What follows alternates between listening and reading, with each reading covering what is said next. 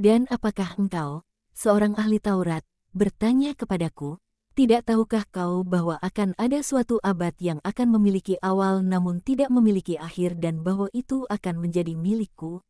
Aku akan menang di dalamnya dengan mengumpulkan sekelilingku anak-anaknya dan mereka akan hidup selamanya seperti abad yang akan sudah aku ciptakan dan aku sudah sedang menciptakannya, dengan memberikan kepada roh nilainya yang sebenarnya yang melampaui daging, dunia, dan yang melampaui para malaikat neraka yang aku usir sebab aku dapat melakukan segalanya.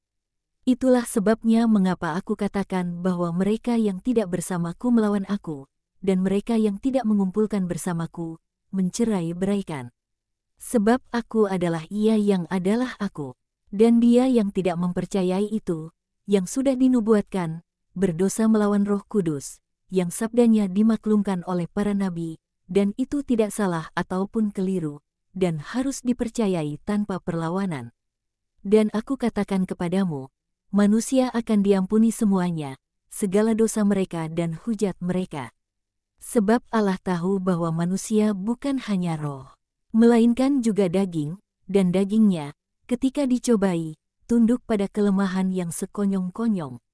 Tetapi hujat melawan roh tidak akan diampuni. Dia yang sudah berbicara melawan putra manusia akan masih diampuni, sebab beban dari daging yang melingkupi pribadiku dan manusia yang berbicara melawan aku, dapat masih sesat.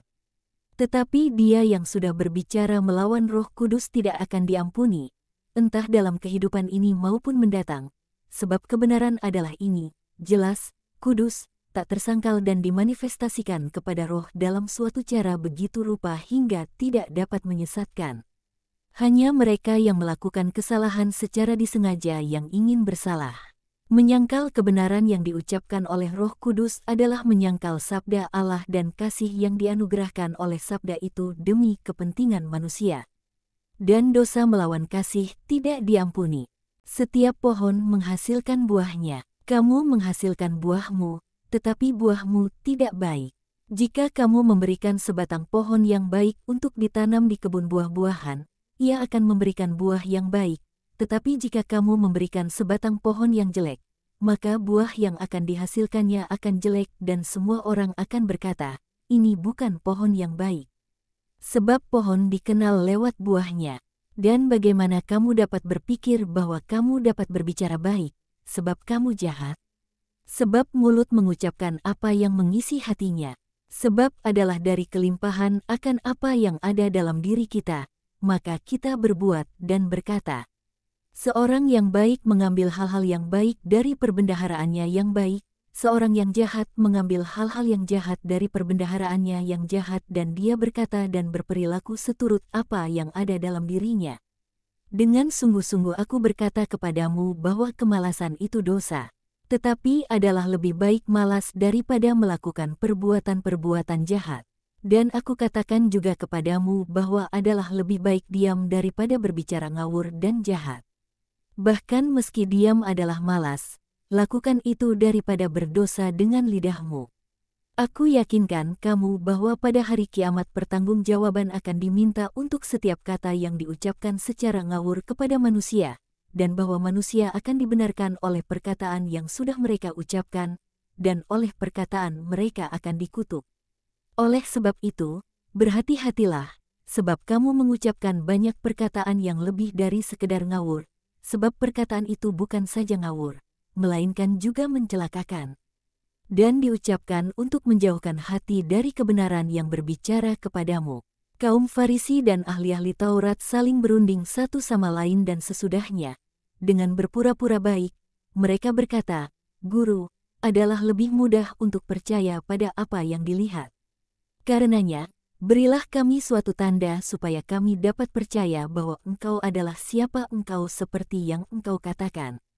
Kamu bisa melihat bahwa ada dalam dirimu dosa melawan Roh Kudus, yang beberapa kali sudah menunjukkanku kepadamu sebagai inkarnasi sabda.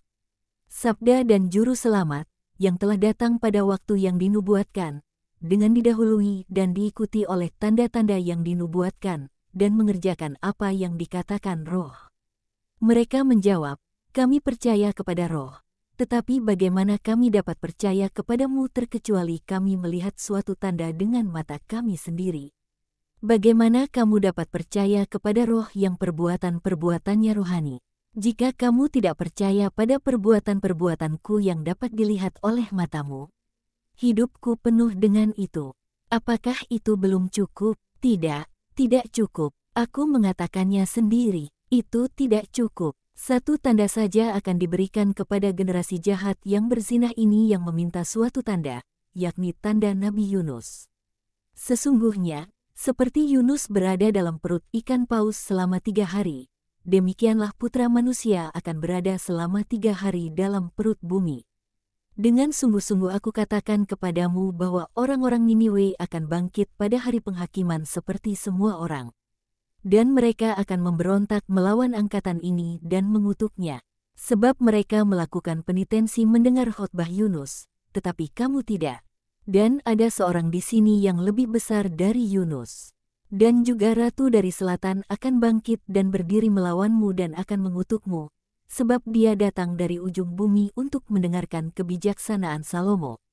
Dan ada seorang yang lebih besar dari Salomo di sini. Mengapa engkau katakan bahwa generasi ini berzinah dan jahat? Generasi ini tidak lebih buruk dari yang lain-lainnya. Ada orang-orang kudus yang sama di dalamnya seperti di dalam yang lain-lainnya. Struktur Israel belum berubah. Engkau menghina kami. Kamu menghina dirimu sendiri dengan melukai jiwamu, sebab kamu menjauhkannya dari kebenaran, dan karenanya dari keselamatan. Tetapi aku akan tetap menjawabmu. Generasi ini kudus hanya dalam pakaian dan tampilan luarnya saja, tidak kudus batinnya.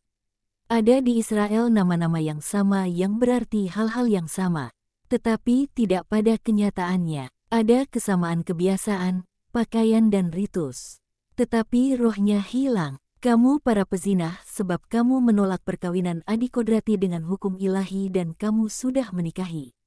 Dalam suatu persatuan kedua yang zina, hukum setan.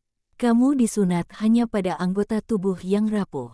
Hatimu tidak lagi bersunat, dan kamu jahat sebab kamu sudah menjual dirimu sendiri kepada yang jahat. Aku telah mengatakannya, engkau menghina kami dengan sangat serius. Tetapi, jika demikian, mengapakah engkau tidak membebaskan Israel dari roh-roh jahatnya sehingga ia dapat menjadi kudus? Apa Israel mau melakukan itu? Tidak. Orang-orang malang itu yang datang kemari untuk dibebaskan dari roh-roh jahat. Mereka mau, sebab mereka merasakannya sebagai suatu beban dan suatu aib. Tetapi kamu tidak merasakan itu, dan kamu akan dibebaskan secara sia-sia belaka, sebab kamu tidak antusias untuk dilegakan, kamu akan segera ditangkap lagi dan dengan suatu cara yang terlebih kuat. Sebab ketika suatu roh najis keluar dari orang, dia mengembara melintasi negeri yang gersang mencari suatu tempat untuk beristirahat tetapi tidak dapat menemukannya. Negeri itu bukannya gersang secara material, ingat itu.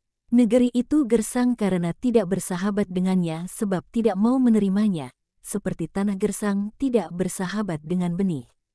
Dia lalu berkata, aku akan kembali ke rumah dari mana aku diusir secara paksa dan di luar kehendaknya. Dan aku yakin bahwa dia akan menyambutku dan membiarkanku beristirahat.